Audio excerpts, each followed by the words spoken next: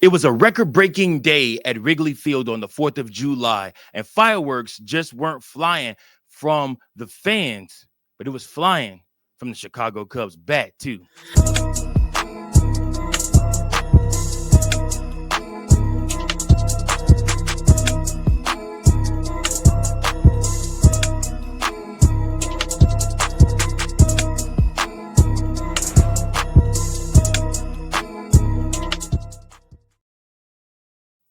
Welcome in, everybody, to another episode of Chicago Cubs Central. Welcome into a special edition of Chicago Cubs Central, your number one spot for all things Chicago Cubs.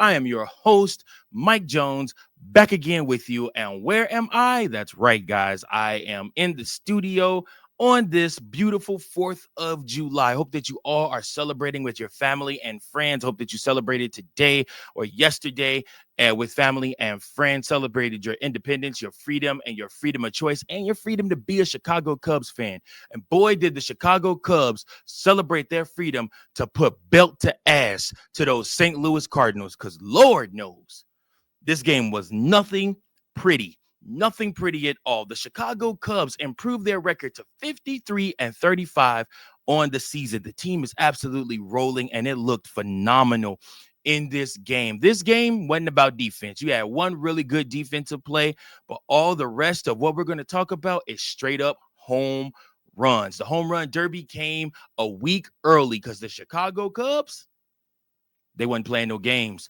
They had no type of respect for the St. Louis Cardinals in this game. All they cared about was hitting bombs.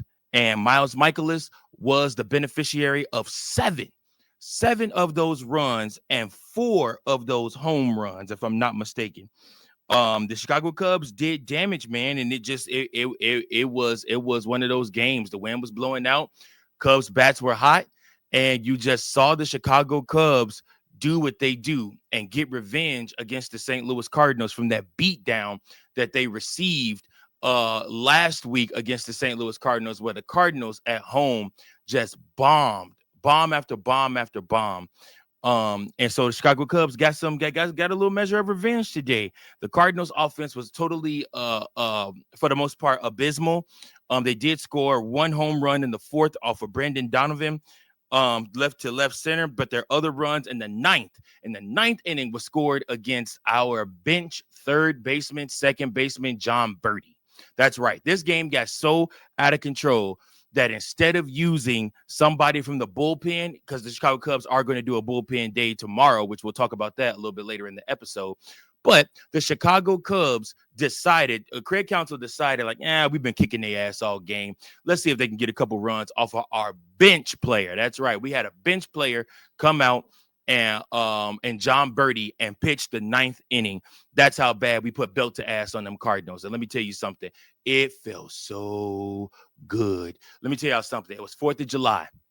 I'm listening to the Cubs on the radio, listening to my favorite hosts, Ron Coomer and Pat Hughes, and they're calling the game because it's on Apple Plus TV, which I could have watched it, but I'm like, screw that. I don't want to do that. And literally, like I said, I'm there listening to them, and it's just home run after home run after home run. Now, mind you guys, I live close to Springfield, Illinois, so I am at a place where it's literally all Cardinal fans. And you could just see their faces just twist up and just be upset because the Chicago Cubs put belt to ass. That literally is probably going to end up being the title of this episode, belt to ass, because that's just how much we did on those St. Louis Cardinals. And it was beautiful. It was wonderful. So in the first inning, Seiya Suzuki, third hitter up, home run to left center. After him, Pete Crow Armstrong, homer to right center. In the second inning, Michael Busch, homer to right center. And then Carson Kelly in the same inning, homered to left center. Then in the third inning, Pete Crow Armstrong, homer to right. And then in the third inning, Michael Busch, homer to left. And Dansby Swanson scored off of that. And then, of course, Brendan Donovan for the Cardinals got their only home run of the day in the 4th off of Colin Ray. And then in the 5th inning, Michael Busch singled, then Crow Armstrong scored. And then in the 7th inning, Dansby Swanson homered, and Pete Crow Armstrong scored. And then also in the 7th inning, Michael Bush, for a 3rd time in this game, scored to left center. Hey,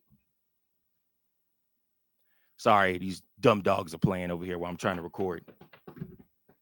And then, like it's so the Chicago Cubs were just going at it, homer after homer after homer. And then in the 9th, John Birdie loaded up the bases.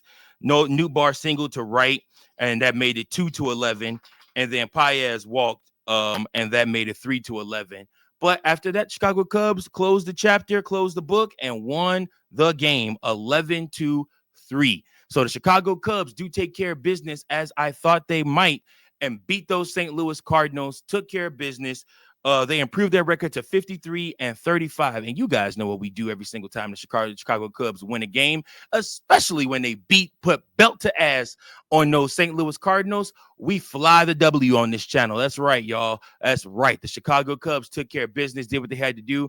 It gives me no more pride than to beat up on the St. Louis Cardinals and push them further back in the division race. Of course, it just gives me great pride, great joy to watch the St. Louis Cardinals flounder. Miles Michaelis, that gives me great pride to watch him struggle and for him to suck ass in this game. I have no love lost for the St. Louis Cardinals, and I really enjoy every single time the Chicago Cubs beat them. And they sure enough beat that ass today. And all the St. Louis Cardinals fans that might be watching this, we beat that ass. That's right. The Chicago Cubs put belt to ass. And, I mean, it was just great.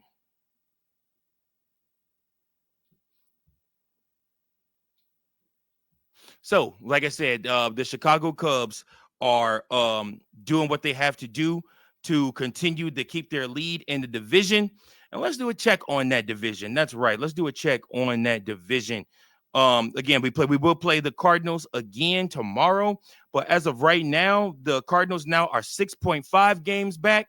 The Milwaukee Brewers are 4.5 games back from the Chicago Cubs. That's right. The Cubs record at home is 29-15. Wrigley Field is a tough place to play. The Chicago Cubs need to take advantage of this next away series. These next 2 away series is with 2 struggling teams in the Yankees and in the Twins, and really,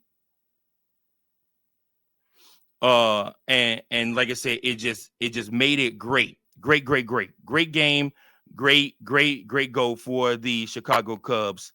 The Brewers, as I'm recording this, the Brewers and the Mariners are still in action with no score right now, but it don't matter because the Chicago Cubs are handling business. That's right. The Chicago Cubs are handling business, and that's what we do. Tomorrow's game is going to be a little bit tougher. Why? Because there's a left-handed pitcher on the mound, and as we have come to know about the Chicago Cubs, they struggle against left-handed pitching. And it has been announced that the Chicago Cubs are going to do a bullpen day or for the Saturday game. The Saturday game is the only game hosted on the Marquee Network. It's a 1:20 start time. Why is it a bullpen day? Because it's supposed to be Jameson Taillon. Well, Craig Counsell announced before the game today that Taillon is injured and will miss significant amount of time. That's right. Taillon literally was running and strained his right calf. He will be out for a month. Now, a month or maybe even more. So you might know, we probably won't see Jameson Taillon until sometime in August, which I don't know if you guys follow Sam on X. Shout out to Sam. But she posted the picture of Jordan Wicks arriving to Wrigley Field today.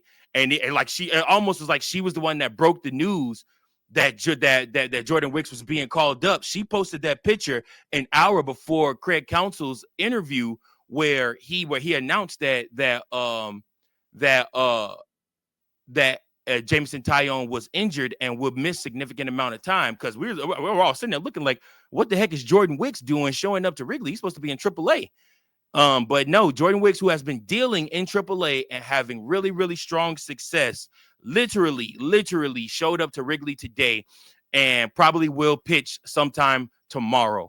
So yeah, the Chicago Cubs are going to do a bullpen day. They're going to be without Jameson Taillon for a while. I thought he didn't look necessarily good in his last start, obviously in Houston. He was probably looking to rebound tomorrow.